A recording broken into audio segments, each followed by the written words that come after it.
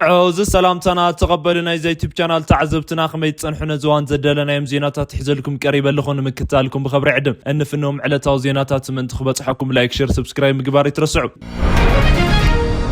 إساياس يتكمل يدحري انتهيكم أي خلن جيتاچو بزعوا قدام منستر زبلوا ناي قدام منستر أماخر ناي تقراي كل الجزيهم محدار بريزيدنت النبر أتو جيتاچو ردا قدام منستر أبي أحمد كوينات مسجمرنا شعبيا ويد ما يرتراخ تكمل يو إلو أتنقي قنيري لهم تزاريو جيتاچو الزبلوا مس MBC أبز قبروا قال من اللسيو أتو جيتاچو ردا حوحات أديس أبابا خاتيو بزبل حلمي نابع نوت أتي لهم تزاريو اتستم حاشا زبلوا ناي قدام منستر أماخري أبكا بسومالي نشتم من قصاص لو شنه بزوجن تراي فانا أبقى شنا خاب تراي سلازي منجست أبكي يبلو إلهم أرديهم جيتاچو بزعبا كيد حوحات خجلت خلو قلعة خلو ناتنا ينيرو كعقمنا لعل زخونه سب انتهاري منا ناتلعل كيك على سيلهم بمقلاط بترغغا مستهارمكو غنا قلقال ملا يوزلو اماراتي حجوم زلنا عقمي ناتهارمنا ناوكينات عينوتو مبال طعنا يخونن كبلو قيسم اخي باندهالو خنا بديس أبابا نملس مبال يغرم يزبول جيتاچو اديس أبابا باوروبلان مصا يكال يلهم جيتاچو ناو سلام مصا بحساب مسمع طراي تتحزن زي مخان بمتقاس سلام زحاشه سلازخونه طراي كمرت كم زغبا حبيرو فانن منجستي إرترا ناي بروتوريا سمعنت سلمتاي تفريم اليوم أبلع الفيدرال منجستي قريتها خمس اللوم زقلصوا أتجيتاچو أذن مردا حوحات ناي مدحان تلمن تعانقي فيلم ناي إرترا بريزيدنت إسياس أفورقي العالم عملكيتهم قداي مس أمريكان CIA بمتحاز مبري ومليهم حوحات مدحان ناي CIA بروجكتيو قداي منستر أبي أحمد ما نايت بروجكت مسارح خوينهم بموال إساياس كير كم زبلهم أتجيتاچو حبيرهم حوحات بزي متفو تجراي مولو بمولو زي مبركاخ زخورو يسبات دنجت حبرت فترت منجستي خصل يلكام حساب دنقورنا يخبلو أتجيتاچو وقيسم ناي تግራይ ክልል ፕሬዝዳንት ነበር ናይ ቀዳማይ ሚኒስትር ኣማኻሪ ኣተጌታቸው ረዳ ኣብዝ ቃለ ምልሶም ቀዳማይ ሚኒስትር አብይ አሕመድ ተዛሪቦም ዝበልዎ መልእኽቲ ኣልዕሎም ቀዳማይ ሚኒስትር አብይ አሕመድ ንሕወሓት ኣጠንቂቆ ነይሩ ኩናት ምስኣተና ናይ ኤርትራ ፕሬዝዳንት ክንጥቀመሉ ኢና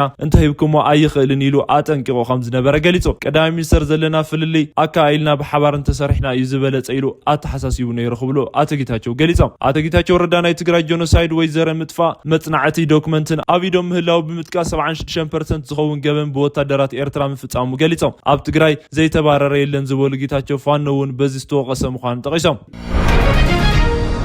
حدا العلواي بعل سلطان منجسن مرح فانو بسلكي خزارو بتسميعم سلك استدولو لنا فانو مرح زمن كاسي العلواي بعل سلطان بزمن كاسي كم زدول النعون محز اشقار خمس خون انجليتو نزل استزارو نايم حراخل المكتل رئيس محدار عبد حسين سومونا ابز نبر حزبو اخي بايو نايم حراخل المكتل رئيس محدار عبد حسين زمن كاسي بزملكت ازارار ريته وملو اتناي كلنا العلواي بعل سلطان مس زمن كاسي خمس زدولو نعون محز دما خمس تتقمن انجليتو زمن كاسي محز اشقار هنا المخنيات انت قلت دما صلالوت سلازي تحزيلهم تزاريهم صلالوت زي تحزل المخنيات دما فرح سلازخونه يخبلوا اتبعل سلطان نايفان لعلواي امارار حوقيسم 4 خيلوي بيت منجست ايبصحن علامهم ناي تاريخاو صلات لوخ مخانو يخبلوا بوغسا زقصلو خوينم علامهم نيساس 4 خيلو متاويلهم اذ ناي زمن كاسينا اسمران مقلن مس اساس دكتور دبرصين انت تاميرو ملو خبلوا اتم مكتل رئيس محدار كسغريو اتو عبد حسين از زربا اب سمين غوجام مراوا ختما مس نبرتي اب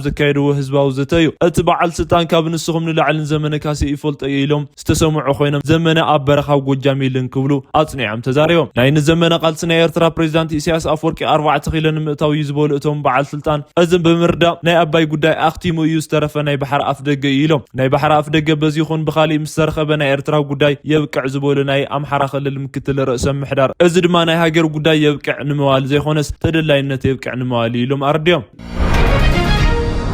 أبرو أباي خالي قدب زي فقدنا خجمر أين فكرني لا جبتي أز خمزيلن كلنا يتهاجر مينسترنا بجبوت بمخار سمعنا تفرمهم كد مغرو معلتاتنا يكيرم محدرنا يرترع عسبن ودبنا جبوتي دورالين بزملكتنا ودب لمعت سمعن مفرام مقلاتنا يذكر زي ناشنال استبها لمع خنزينا بزقبرت أبطاب جبتي أب عسب ترايزي كونس أو جبوتي ون ودبن مهنات كاب سمع بتي حاقب الجليت نيرو كم تتبطاب خوين إز سمع جبتي أو جودايرو بعباي بزاتو تو مدنجار أبي تبيع تكيرو زلا تغطي حدا كال تغيرو يزوسد منጭታት ተቆይሱ ነቲ ዜና ዘሰራጩ ዘናሽናል ግብጽ ብዙሕ ከይተነገረሉ መራኸብ ብዙሃን ሽፋን ከይወሃው ብስተገበረ ምናልባት ውን ሚስጥራው ብዝመስል መንገዲ ምስ መንግስቲ ኤርትራ ናይ ዓሰብ ወደብን ጉዳይ እዩ ስምዕ ፈጺማ ምስ ጅቡቲ ይኹን ምስ ኤርትራ ካይሮ ዝፈጸመቶ ናይ ስምዕ ፊርማ ናይ ኤርትራ ዓሰብን ወደብን ናይ ጅቡቲ ዶራሌን ወደብን ዓቕሚ ምዕባይ ዝብል እዩ ሎሚ ድማ ናይ ግብጽ ሚኒስትራት ናብ ጅቡቲ ኣምሪሖም ሰለስተ ዝተፈላለዩ ስምዓት ኣብቲ ወደብ ፈሪሞም ናይ ነፃ ቀጠና ናይ 100 ሜጋዋት ናይ ሶላር ወደብ ሓይሊ ምልማዕን ስምዓት ድማ ካብቶም ዝተጠቀሰዮም 10 ሄክታር ከባቢ ኣብ ዝኸውን ቦታ ዝካየድ ናይ ወደብ ተርሚናል ህንፀት እውን ከምኡ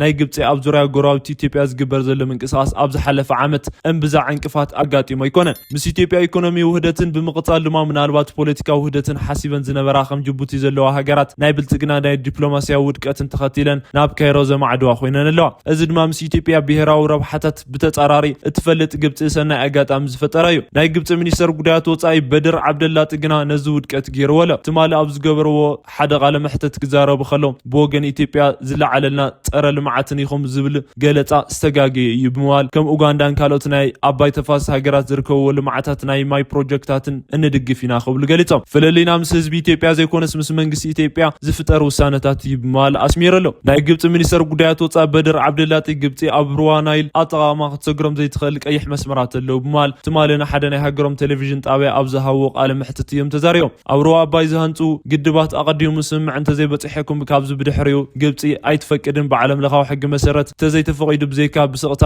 ኣይንዕዘቦን ዝብሉ ሓሳባት ኣቕሪቦም ዓብድላጢ ሓደ ናይ ግብፂ መስመር ድማ ካብ ብርክና ሓንቲ ነጠብጣብ ማይ ተዝኾን እውን ኣይንወስድን እዩ ኢሎም ግብፂ ቀይሕ መስመራት ናይ ምሕላፍ ፈተና እንተሪኣ ቁልጡፍ ስጉምቲ ትወስድ ማለት እውን ዝተለመደ ናይ ካይሮ መጠንቀቕታ ብዳግማይ ኣስሚዖም ኣለው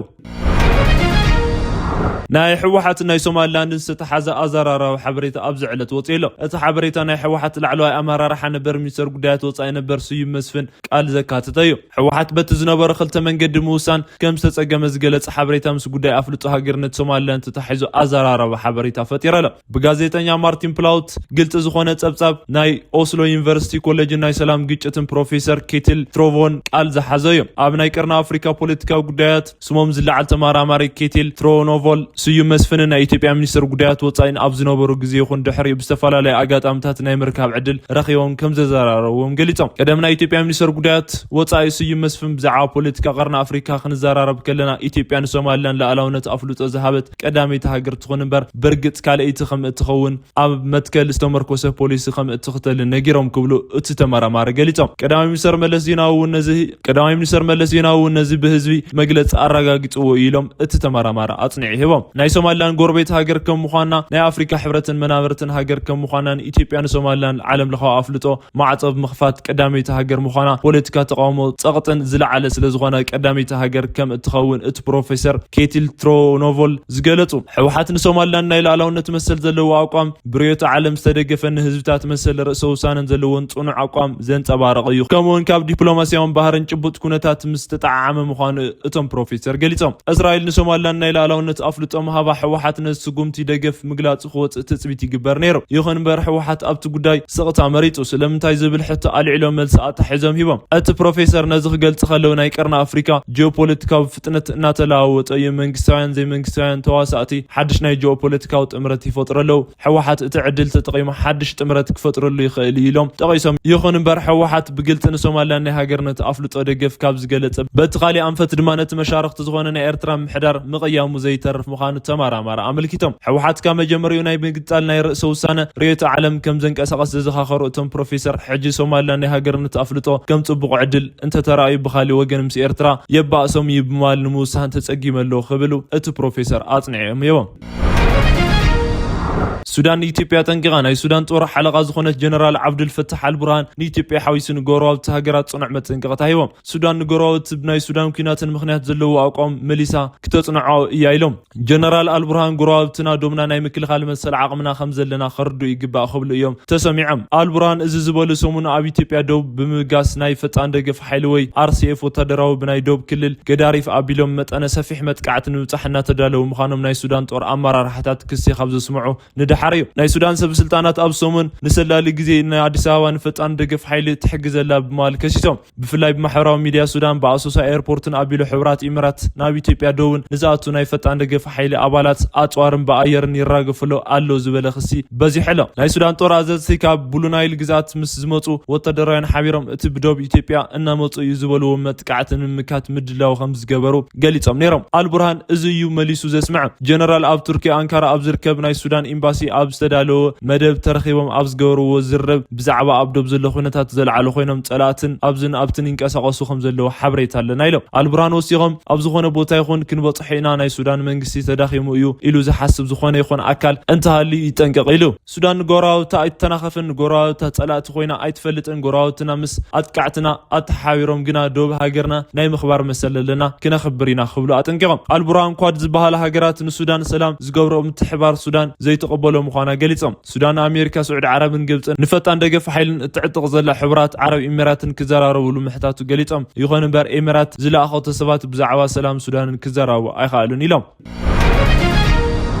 ናይ ሕብራት መንግስታት ቤት ምኽሪ ጸጥታ እስራኤል ምስ ሶማሊላንድ ብዝገበረቶ ስምምዕ ኣመልኪቶም ኣኼባ ኣካይዱ ሶማሊ እቲ ተግባር ብሞራልን ብሕግን ነውሩ ዝተፈጸመ እዩ ኢላ ኣቕሪባ ብሪታንያን ኣሜሪካን እውን መርገጽን ኣፍሊጠን እስራኤል ንሶማሊላንድ ዝሃበቶ ኣፍልጦ ካብ ኣፍሪካን ቀርኒ ማእኸልን ምብራቕን ተሳጊሩ እውን ዓለም ለኻዊ ኣጀንዳ ኮይኑ ኣሎ ሎሚ እውን ናይ ሕብራት መንግስታት ቤት ምኽሪ ጸጥታ ጉዳይ ኣጀንድኡ ገይሩ ኣልዒልዎም ኣብ ሕብራት መንግስታት ውድብ ናይ ሶማሊ ቋሚ መልእኽተኛ ኣምባሳደር አቡበክር ዳሂር ሓደ ክልላዊ ግዛእና ከም ነጻ ኣካል ኣፍልጦ መሃብ ኣብ ሶማሊ ላዕለውነት ግዛኣት ሓድነትን ተፈጸመ ግልጽ መጥቃዕቲ ኢሎም ኣውጊዞም ሶማሊላንድ ብሕጊ ምስ ካልእ ሃገር ናይ ስምዕ ናይ ምግባር ወይ ኣፍልጦ ናይ ምፍጣር ብቕዓት ከም ዘይብላ ኣልዒሎም ዝተገበሩ ስምዓት ኩሉ ተቐባልነት የብሎምን ኢሎም እዚ ናይ እስራኤል ስጉምቲ ናይ ሕብራት መንግስታትን ቻርተር ናይ ኣፍሪካ ሕብራት መሪሕ ሓሳብን ዝጥሕስ ካብ ምዃኑ ብላዕሊ ናይ ኣፍሪካ ቀርንን ናይ ቀይሕ ባሕሪ ቀጠናን ንምህዋኽ ዝተላዓለ ከም ዝኾነ ኣረድዮም ስለዚ ኩለን ኣባላት ሃገራት ነዚ ሕገወጥ ዝበልዎ ክቃወማን እስራኤል እውን ውሳነታት ክተጥፍእ ጸውዒት ኣቕሪቦም ፍልስጤማውያን ብምዝባል ናብ ሶማሊላንድ ናይ ምስፋር ድሌት ከም ዘለዎም ብዝምልከት ክዛረቡ ከለዉ ድማ ሶማሊ ጉዳይ ሕገወጥ ብሞራል እውን ነውሪ ተግባር ኢላ ወሲዳቶላ ኢሎም ሶማሊ ጉዳይ ሕገወጥ ብሞራል እውን ነውሪ ተግባር ኢላ ወሲዳቶላ ኢሎም ተቃይሞም ናይ ፍልስጤም ህዝቢ ናይ መጻኢ ዕድል ይኹን ናይ ሶማሊ ግዛኣታት ሉዓላውነት ሓድነት ከም መደራደሪ ከገልግል ኣይኽእልን እዮም ዝበሉ ናይ መቃዲሾ መንግስቲ ወኪል ኣምባሳደር ብምዝራዎም መጠቃለሊ እስራኤልን ፍልስጤም ሉዓላውነት ኣፍልጦ መሃብ ንቀጠና ሰላም ኣስተዋጽኦ ክትገብር ኣብ ኣፍሪካ ቀርኒ ምክፍፋልን ሓድሽ ናይ ህውከት ምንጭን ምፍጣራ ከም ዝመረጸት ወቂሶም በዛ ኣኼባ መርገጽያ ዘፍለጠት ኣሜሪካ በዛ ዓመት መጀመርያ ኒውዮርክ ናይ ፍልስጤማውያን ሃገርነት ኣፍልጦን መሃብ ዝተሰለፈ ሃገር ሕጂ ድማ ተቃውሞ ይብላን ዝብል መርገጽ ኣለና ምርጋጽ ሕቶ ኣልዒላ ኣሜሪካ ንሶማሊላንድ ሃገርነት ኣፍልጦ ኣይሃበትን እዚ ጉዳይ እውን ኣይሓሰበትሉን ይኸውን እዩ ኢላ እውን ኣይተኣምንን ነገር ግን ቤት ምኽሪ ጸጥታ ብቐረባ ብዙሓት ሃገራት ንፍልስጤማውያን ሃገርነት ኣፍልጦ መሃብን ክዝከር ኣለዎ ሽዑ ስለምንታይ ህውፅፅ ኣኼባ ኣይተጸውዕን ኢሎም ናይ ዶናልድ ትራምፕ ምምሕዳር ተወከልቲ እስራኤል ከም ዝኾነ ሉዓላውነት ሃገር ዲፕሎማሲ ርክብን ናይ ምግባር ዓለም ለኻዊ መሰላትን ክትጥቀም ትኽእል እያ ብወገኑ ግና ዝገበርናዮ ናይ ፖሊስ ለውጢ የለን ናይ ሶማሊ ሉዓላውነት ግዛኣታት ሓድነትን ነኽብር ኢና ኢሎም ብተወሳኺ ኣሜሪካ ኣምባሳደር ተዛሪዮም ብሪታንያ ብተወሳኺ ኣምባሳደራት ብሪታንያ ብተወካሊት ኣምባሳደራት ጉዳያት ብምዝራብ ክፍትሑ ክትሓትት እያ ተሰሚዓ ቀጠና ብፍላይ ኣብ ሶማሊ ናይ ግብረ ሽበራ መጥቃዕታት ኣብ ሶማሊ ጸጥታ ንምስሓሉ ዝግበሩ ጻዕርታትን ሓገዝን ክንገብር ጸኒሕና ኢና ብዙሕ ሚልዮናት ዶላራት እውን ንግዚኡ ደገፍ ጌርና ኢና ብምግባር እውን ዝቕጽል ይኸውን ካብ ዝተረፈ ግና ክልቲኦም ወገናት ንምዝራብ ንግግር ትኹረትን ንምሃብን ዘይምርዳእ ብሰላም ክፈትሑ እዩ ምኻር ኢሎም ኣምባሳደር ክቡራት ተኸታተልቲ ሎም ዘደለና መረስተ ጉዳያት ኣብዛዚምና ኣለና ላይክ ሼር ኮመንት ምግባር ቻናልና ዘለኩም ደገፍ ብምግላጽ ከም ዘይትርስዑና ብልና ብኻልኦት ተመሳሳሊ ሓበሬታ ክሳብ ንራኸብ ሰላም